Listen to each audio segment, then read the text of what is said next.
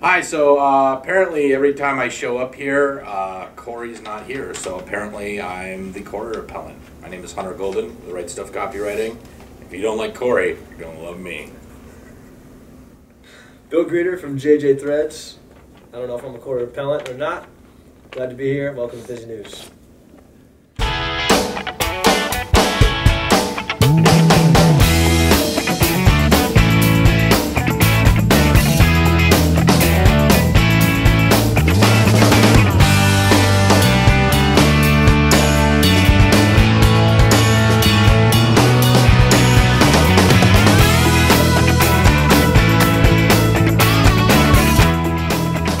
So welcome to Strictly Business. I am Alfonso Santinello. Hunter, Bill, thanks guys for coming on. So today we're going to go over some fun topics. Corey couldn't be here. It's holiday season for Lego, so Corey's at the North Pole making the Legos. So Bill, thanks for subbing in for her really quickly last minute. So let's get into the topics. First up, there's a college entrepreneur who invented a way to keep beer cold. In the sense of a keg, not a refrigerator, because that's already been invented. So Max, and I'm probably butchering his last name, Chaunton, founded a company called Kegskins. So basically it's the koozie for the keg. So he started this when he was in college. Naturally, I think every invention that involves alcohol is started in college. Pretty much. Give or take. So he invested $10,000 of his own money, and then the Venetian Las Vegas got wind and ordered $8,000 for a private pool party, and I mean, from then it just grew. Generated $40,000 in revenue within the first 6 months. So this is actually, it's not like, I would say a genius idea, but it's a really good idea. I think this is going to turn into more than just keg koozies. We want to talk about a time saver. How much time did you spend running back to the store, guys? Well, I remember my only run-in with the law in college was that they found a keg of ours stashed in the snow outside graduate housing, and just the hose was sticking up. So you can imagine that, now we've got a little skin to put around it. You can put it in the closet now, stash it in the ceiling tiles, wherever, and nobody else is going to bother you. Well, I'm thinking like in a marketing sense, like companies, for like a Venetian for an event, companies can buy their own branded, personalized whatever, and put it at the event. So now, it's, and he said he came up with the idea because every party, or college party, people were circulating around and socializing around a keg. So business-wise, I mean, I think that's just a good idea. It's pretty much like free billboard space. Well, you can imagine that kind of advertising revenue you could generate just on a spring weekend at a major state university. At a place like a UConn, Ohio State.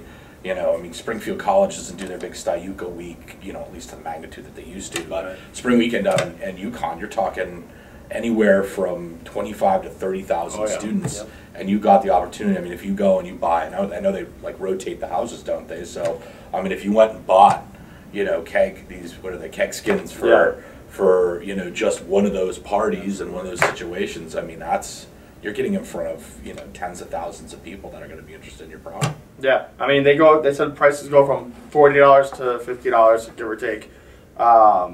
So you can go and order your own, or if you're a business, he says 70% of his sales is corporate. So like businesses are buying them by the bulk load. Sure. So, for advertising. Oh yeah. But I mean, you think of like Budweiser, Bud Light, like Anheuser, like as all the beers that they carry, like they should buy them for their bars or for their places that, it's just. I think Mark Cuban will eat this up. This kid needs to go on Shark Tank. Yeah. Hey Max, a tip from Businews, Shark Tank it up. Next up, Papa John's takes a huge hit after, I think it's pretty old news of what happened with the CEO of Papa John's with the whole Obamacare. But I guess with Papa John's, now it's with Applebee's and Denny's. All saw declines from the adults that have eaten there in the last 6 months. In the past month, I'm sorry, just in 1 month. So, I mean, social media, certain business owners, they don't know when to shut their mouth. I think when it comes down to it, it's like. Well, I think the thing is nowadays, you used to have the old adage from mom. who told you the two things you don't talk about are party or religion and politics. Yeah. But with corporate social responsibility taking such a hold now, I think, and social media basically sort of blending our personal lives and our business lives together, I think it's really difficult to do that.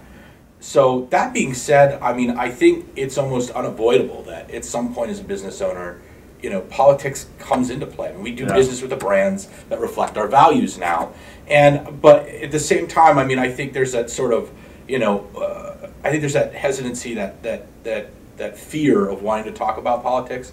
I think for business owners, it's a real opportunity. But doing it in a way that doesn't make you seem like an idiot and throwing a temper tantrum publicly, regardless of how you feel about, the policy or whatever the issue so happens to be, it's really not in politics what you say or what you're talking about or what your stance is as much, at least from a business standpoint, as how you talk about it. And I think that's the lesson that we learned there. Okay, well that's it on that. I have nothing else to say. That was pretty well summed up. I know. Thanks for stumping us. You're welcome. Next up, a lawsuit was filed last week from LA court of a store manager accusing, I think it's Dov Charney. Yes. Again, I might butcher his name. He's the CEO of American Apparel, and he apparently choked a store manager and threw dirt at him and deriding him with anti-gay slur. So the former manager filed, his name was Michael Bubbles. Kind of makes me want to say Michael Bublé.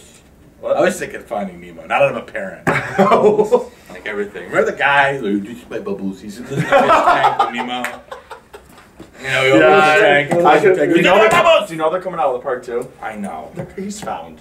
Like, where is he? Where's he gonna go? I know. Finding Nemo. Identifying Nemo. Is that what's gonna be next? It's Finding Dora. She can't remember herself.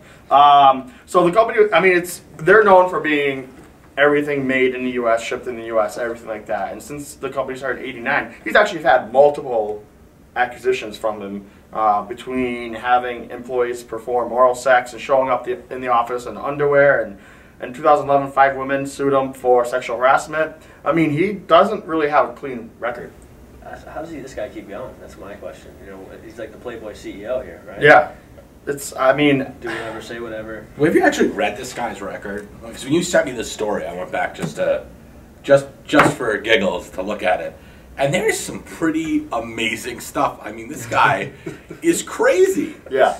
Like, we're not just talking like, hey, sweetie, we're not talking about, doing like pistol fingers here. I mean, we're talking like, some heinous stuff. Yeah. And it gets to a point where, there's so much smoke at a point. How is there not fire there? I mean, who is this guy's attorney? That's what I want to know, because I need him.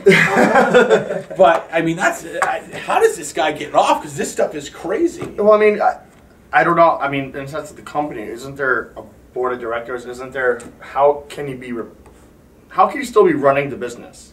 Continue these with all these, I mean, for the better of the business, isn't there someone that says, hey, get out of office or get out of here? I mean, one of the things he called Bubbles was a wannabe Jew, and I don't understand, like, why. How does that work? And he's Jewish, correct? Yeah, well, the Charney is Jewish, not Bubbles. Okay. Is Bubbles Jew? I don't know if he is, but Charney called him an anti-gay slur and then called him a wannabe Jew, which, for me, I don't understand how that... I don't know. I don't understand that. I mean, I think he needs to be replaced if that company's going to last long. Because now it's like what you said the last topic. It's more social responsibility of people want to do business with. Well, they've expanded their business now. I mean, they're not doing. I mean, the business model there has evolved a lot. Now they're involving families, kids, and clothes. And if you're mom, and you're taking your kids. Much rather go to an Evelyn's at this point than this place. So I mean, it's getting bad for them probably. I mean, somebody's got to step in. I mean, regardless of what it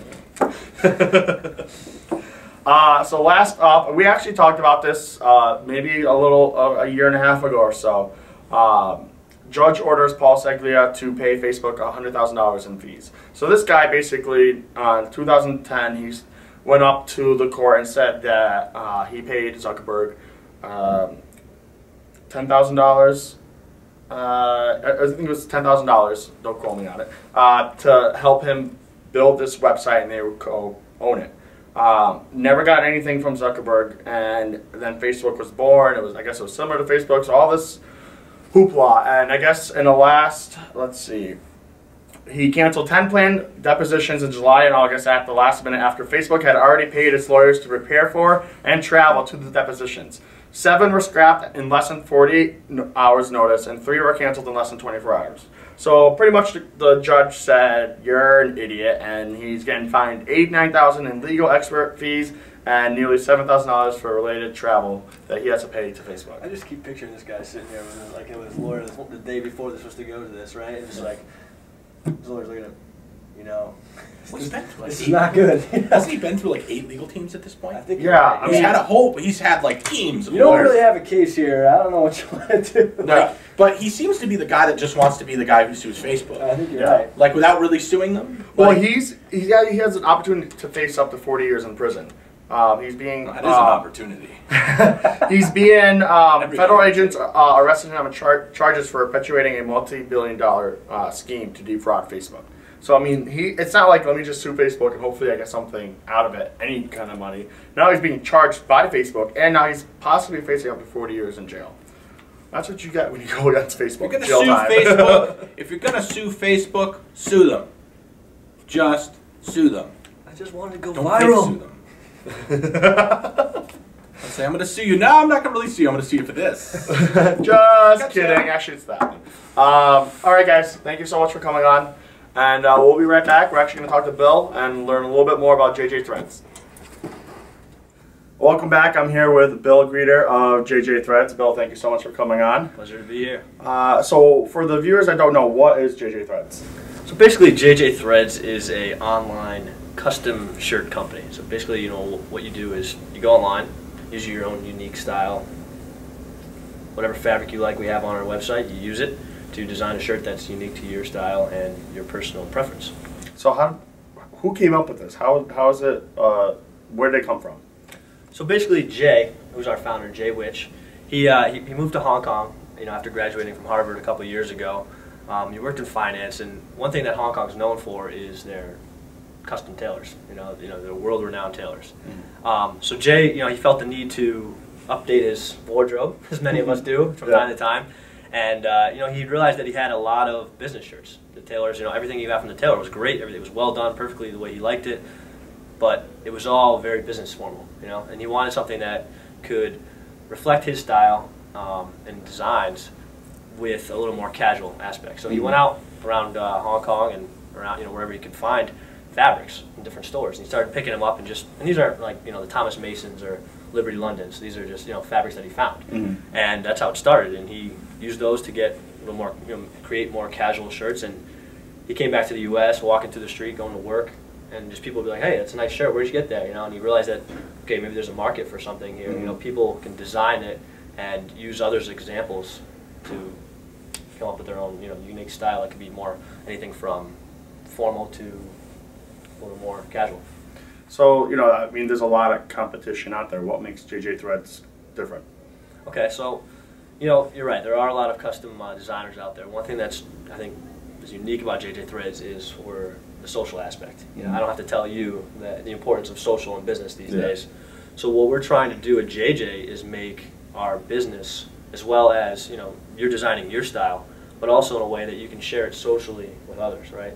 So you can use trendsetters on our site. So you know, one thing that we came out with recently was the discovery page. And what that is every time you go on it, it's going to continually change to show new trendsetters on the website, different designs they came out with, and you can use them for inspiration, or if you like theirs, you can purchase it from them. So you can buy other guys' shirts. That's a nice thing. So as long as you can like or dislike their shirts. Another thing that you can do is you have the ability to design a shirt, and once you buy it from us and, you know, create it and publish it, it's available for everybody else in the world. And if they buy it, the unique thing that's really cool that I like about JJ is that you earn JJ cash towards your next shirt. So, you know, somebody buys your shirt, $20 towards your next shirt. Nice. So, and it's not, girls can sign up and make shirts for guys, and it's not just. Yep. It's we have actually a few girl customers already. A lot of them buy them for gifts for their boyfriends, husbands, whatever, what have you. We have done girl shirts. The only reason we haven't factored the women's side into our company yet is because obviously women have different measurements and it's a little more difficult. So everything they do, you know, we've done it by email. We don't have that aspect done yet on the website.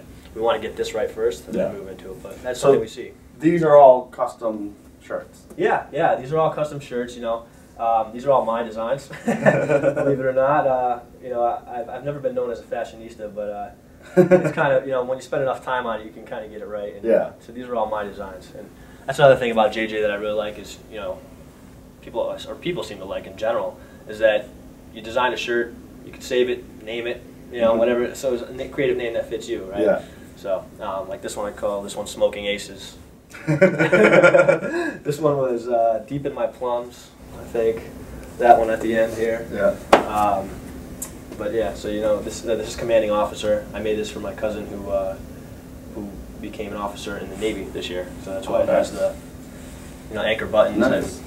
Yeah, I mean, I just signed up for my account and I actually bought my brother's gift cards. Well, now they know that they're getting from Christmas.